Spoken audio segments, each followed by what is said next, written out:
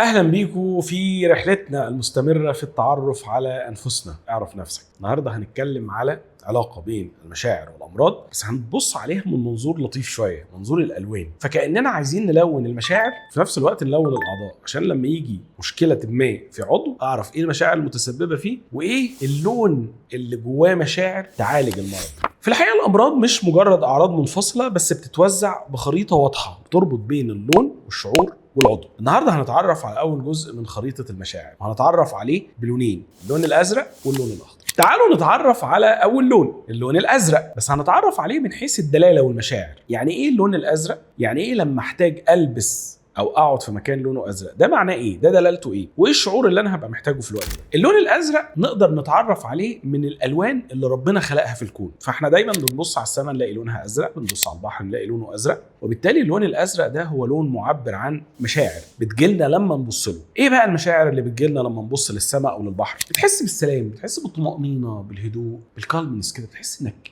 هادي مطمن. ودي في الحقيقه المشاعر اللي بنبقى محتاجينها لما نلاقي عندنا رغبه في ان احنا نشوف اللون الازرق او نزور اماكن لونها ازرق زي البحر مثلا. في الجسم بقى اعضاء بتحتاج قوي المشاعر دي، عشان كده بنسميها الاعضاء المرتبطه باللون الازرق، اللي هي بتبقى مرتبطه بمشاعر اللون الازرق. الاعضاء دي مثلا زي الرئه وزي الجهاز التنفسي، زي الجلد في بعض الطبقات بتاعته. المشاعر السلبيه اللي ممكن تكون بتضايق الاعضاء دي هي المشاعر اللي عكس مشاعر اللون. فلو السلام والطمأنينة والسكون والحب هي مشاعر اللون الازرق، فالمشاعر المقابله اللي ممكن تاذي الاعضاء دي هي مشاعر التوتر، الخوف، القلق، الانزعاج، السخط. المشاعر دي كلها هتحسسك بانه انا مش مرتاح، وغالبا هتاذي الاعضاء اللي انا قلت لك عليها زي الرئه والاغشيه اللي موجوده في الجسم وبعض طبقات الجلد.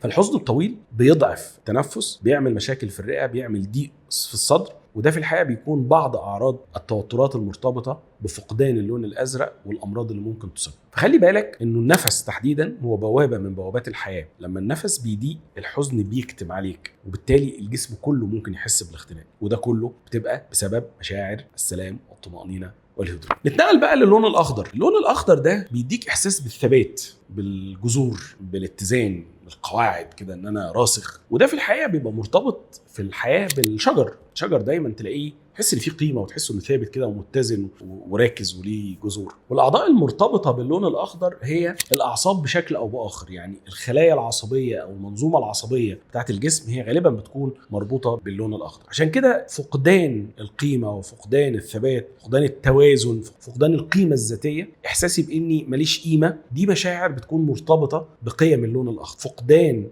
المشاكل دي بتعمل اضطرابات كبيره جدا في الجهاز العصبي، واحيانا بتصيب بعض مناطق من الجلد والشعر. عشان كده الاعراض دي بتبقى اعراض شبه الجذور. لو اتفرجت على خريطه الاعصاب في الجسم هتحس انها متجذره كده زي جذور الشجر المتجذر في الارض واللي بيديله ثبات. فلو انت فاقد الثقه في نفسك فغالبا هتصاب بمشاعر مرتبطه بفقدان القيمه، وبالتالي الاعضاء المرتبطه بده هتبدا تتاثر بشكل واضح. خلينا نروح على التمرين. اول ما تحس ان عندك اضطراب في مشاعر اللون الازرق او اضطراب في مشاعر اللون الاخضر، على طول اقعد في مكان هادي، خد نفس عميق واسترخي تماما، وابدا وجه نور ازرق لو المشكله مرتبطه باللون الازرق، او نور اخضر لو المشكله او الاعضاء المصابه مرتبطه باللون الاخضر.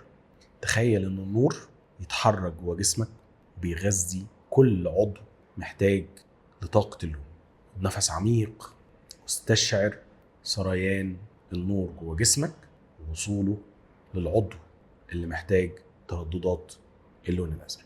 نفس عميق وحافظ على سريان اللون، وارجع لي تاني.